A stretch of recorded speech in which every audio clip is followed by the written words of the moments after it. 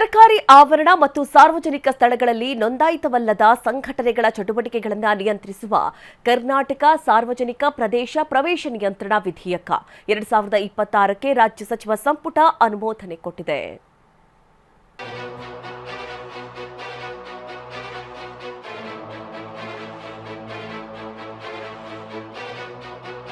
ಕರ್ನಾಟಕದಲ್ಲಿ ಆರ್ಎಸ್ಎಸ್ ಚಟುವಟಿಕೆ ನಿರ್ಬಂಧಿಸಲು ಹೊಸ ಕಾಯ್ದೆ. ಸಾರ್ವಜನಿಕ ಪ್ರದೇಶ ಪ್ರವೇಶ ನಿಯಂತ್ರಣ ಬಿಲ್ಗೆ ಸಂಪುಟ ಅಸ್ತು.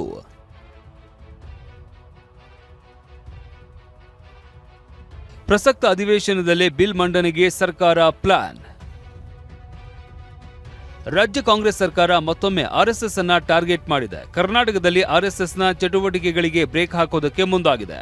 ಆರ್ಎಸ್ಎಸ್ನಿಂದ ಸರ್ಕಾರಿ ಶಾಲಾ ಕಾಲೇಜು ಆಟದ ಮೈದಾನ ಬಳಕೆ ತಡೆಗೆ ಹೊಸ ಕಾಯ್ದೆ ರೂಪಿಸೋದಕ್ಕೆ ಹೊರಟಿದೆ. ಕರ್ನಾಟಕ ರಾಜ್ಯ ಸಾರ್ವಜನಿಕ ಪ್ರದೇಶ ಪ್ರವೇಶ ನಿಯಂತ್ರಣ ವಿಧೇಯಕ 2026ಕ್ಕೆ ಮುಖ್ಯಮಂತ್ರಿ ಡಿಕೆ ಶಿವಕುಮಾರ್ ಅವರ ಅಧ್ಯಕ್ಷತೆಯಲ್ಲಿ ನಿನ್ನೆ ನಡೆದ ಸಚಿವ ಸಂಪುಟ ಸಭೆ ಅನುಮೋದಿಸಿದೆ. ಗೃಹ ಸಚಿವ ಪ್ರಿಯಾಂಕ್ ಖರ್ಗೆ ಅವರ ನೇತೃತ್ವದ ಗೃಹ ಇಲಾಖೆಯು ಈ ಪ್ರಸ್ತಾವನೆಯನ್ನ ಸಿದ್ಧಪಡಿಸಿದೆ. ಪ್ರಸ್ತುತ ವಿಧಾನಮಂಡಲ ಮುಂಗಾರು ಅಧಿವೇಶನದಲ್ಲಿ ಈ ವಿಧೇಯಕವನ್ನ ಮಂಡಿಸುವ ಸಾಧ್ಯತೆ ಇದೆ. ಹಾಗಿದ್ರೆ ಈ ವಿಧೇಯಕದಲ್ಲಿ ಏನೆಲ್ಲ ಅಂಶಗಳಿವೆ ಅನ್ನೋದನ್ನ ನೋಡೋದಾದ್ರೆ, ನೋಂದಣಿಯಾಗದ ಯಾವುದೇ ಸಂಘಟನೆ ಸರ್ಕಾರಿ ಜಾಗ ಬಳಸುವಂತಿಲ್ಲ. ಒಂದು ವೇಳೆ ಯಾವುದೇ ಖಾಸಗಿ ಸಂಸ್ಥೆ, ಸಂಘಟನೆ ಅಥವಾ ಒಕ್ಕೂಟ ಸಾರ್ವಜನಿಕ ಆಸ್ತಿ, ಸರ್ಕಾರಿ ಆವರಣ, ಶಾಲಾ ಕಾಲೇಜು ಕಟ್ಟಡಗಳು, ಆಟದ ಮೈದಾನ ಮತ್ತಿತರ ಕಡೆ ಕಾರ್ಯಕ್ರಮ ಆಯೋಜಿಸುವುದಕ್ಕೆ ಪೂರ್ವಾನುಮತಿ ಕಡ್ಡಾಯವಾಗಿದೆ. ಡಿಸಿ ಹಾಗೂ ಜಿಲ್ಲಾ ಎಸ್ಪಿ ಅವರಿಂದ ಅನುಮತಿ ಪಡೆಯಬೇಕು. ಅನುಮತಿ ಪಡೆಯದೆ ಸರ್ಕಾರಿ ಜಾಗದಲ್ಲಿ ಬೈಠಕ್, ಪಥಸಂಚಲನಕ್ಕೆ ನಿರ್ಬಂಧ ಇರಲಿದೆ. ಇನ್ನು ಕಾನೂನು ಉಲ್ಲಂಘಿಸಿದರೆ ಶಿಕ್ಷಾರ್ಹ ಅಪರಾಧ ಅಂತ ಪರಿಗಣಿಸಲಾಗುತ್ತೆ. ವಿಧೇಯಕದ ಅಡಿಯಲ್ಲಿ ಆರ್ಎಸ್ಎಸ್ ಧ್ವಜಕ್ಕೂ ಅನುಮತಿ ನಿರಾಕರಣೆ ಸಾಧ್ಯತೆ ಇದ್ದು, ವಿಧೇಯಕದ ಅಡಿಯಲ್ಲಿ ಅನಧಿಕೃತ ವಸ್ತು ಸಾಮಗ್ರಿಗಳ ವಶಕ್ಕೆ ಅವಕಾಶ ಇದೆ.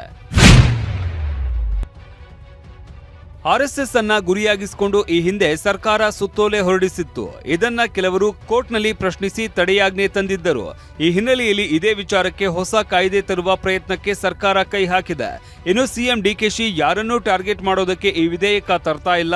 ಬೆಂಗಳೂರು ಅಥವಾ ಎಲ್ಲೇ ಆಗ್ಲಿ ಕಾರ್ಯಕ್ರಮ ಮಾಡಬೇಕಾದ್ರೆ ಅನುಮತಿ ಪಡೆಯಬೇಕು ಅಂತ ಹೇಳಿದ್ದಾರೆ. ನಾವು ಯಾರು ಅಲ್ಲ, ಯಾರೇ ಆಗಲಿ, ನೀವೇ ಆಗಲಿ, ನಾವೇ ಆಗಲಿ ರಸ್ತೆಯಲ್ಲಿ ಕಾರ್ಯಕ್ರಮ ಮಾಡಬೇಕು, ತಗೋಬೇಕು ಅಂತ ಯಾವ ಪಾರ್ಟಿ ಪಕ್ಷ ಮತ್ತೊಂದು ಅಂತ ಏನಿಲ್ಲ. ಯಾವುದೇ ಬೆಂಗಳೂರು ನಗರದಲ್ಲಾಗಲಿ ಎಲ್ಲೇ ಆಗಲಿ ಏನು ಪರ್ಮಿಷನ್ ತೆಗೆದುಕೊಂಡು ದಾಖಲೆ ಇರಬೇಕು. ಅರ್ಜಿ ಹಾಕಿದ ತಕ್ಷಣ ದಿನಕ್ಕೂ 1,000 ಜನ 10,000 ಜನ ರಿಜಿಸ್ಟರ್ ಆಗ್ತಾ ಇದ್ರು. ಅದಕ್ಕೆಲ್ಲ ಒಂದು ಲೆಕ್ಕಾಚಾರ ಇರಬೇಕಲ್ಲ. ಅದಕ್ಕೆ ನಾವೆಲ್ಲರೂ ಲೆಕ್ಕ ಇಟ್ಕೊಳ್ಳಿ ಅಂತ ಹೇಳ್ತಾ ಇದೀವಿ ಹೊರತು ಬೇರೆ ಏನೇನು.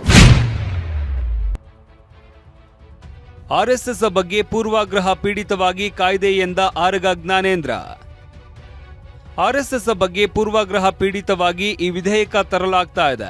ಖಂಡಿತವಾಗಿಯೂ ಈ ವಿಧೇಯಕವನ್ನ ನಾವು ವಿರೋಧಿಸುತ್ತೇವೆ ಅಂತ ಆರಗ ಜ್ಞಾನೇಂದ್ರ ಕಿಡಿಕಾರಿದ್ದಾರೆ.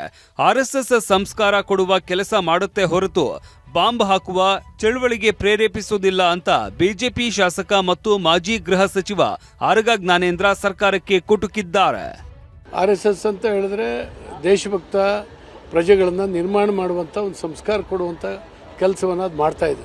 ಈ ದೇಶದಲ್ಲಿ ಬಾಂಬ್ ಹಾಕೋದಕ್ಕೋ ಅಥವಾ ಈ ದೇಶ ವಿರೋಧಿ ಚಳವಳಿ ಮಾಡಲಿಕ್ಕೋ ಪ್ರೇರೇಪಣೆ ಮಾಡುವಂಥ ಜನರ ಬಗ್ಗೆ ನಮ್ಮ ಸರ್ಕಾರಗಳಿಗೆ ಏನೂ ಆಸಕ್ತಿ ಇಲ್ಲ. ಆದರೆ ಒಂದು ಒಳ್ಳೆಯ ಕೆಲಸ ಮಾಡೋದಕ್ಕೆ ಈ ರೀತಿ ಅಡಚಣೆ ಮಾಡುವಂಥ ಕೆಲಸಗಳ ಹಿನ್ನೆಲೆಯಲ್ಲಿ ತರ್ತಾ ಇದ್ದಾರೆ ಅಂತ ನಾನು ಅಂದ್ಕೊಂಡಿದ್ದೇನೆ. ಖಂಡಿತವಾಗೂ ಆ ಬಿಲ್ಲಿಗೆ ನಾವು ವಿರೋಧ ಮಾಡ್ತೀವಿ. ಸರ್ಕಾರ ರೂಪಿಸಿರುವ ಈ ಮಸೂದೆಯಲ್ಲಿ ಆರ್ಎಸ್ಎಸ್ ಸೇರಿದಂತೆ ಯಾವುದೇ ನಿರ್ದಿಷ್ಟ ಸಂಘಟನೆ ಹೆಸರನ್ನ ಪ್ರಸ್ತಾಪಿಸಿಲ್ಲ. ಆದರೆ ನೋಂದಾಯಿತವಲ್ಲದ ಸಂಘಟನೆಗಳು ಸರ್ಕಾರಿ ಆವರಣವನ್ನ ಬಳಸುವುದನ್ನ ಸಂಪೂರ್ಣವಾಗಿ ನಿರ್ಬಂಧಿಸುವುದು ಎಂಬ ವಿಚಾರ ಆರ್ಎಸ್ಎಸ್ ಅನ್ನೇ ಟಾರ್ಗೆಟ್ ಮಾಡಿದಂತಿದೆ. Bureau report, TV9.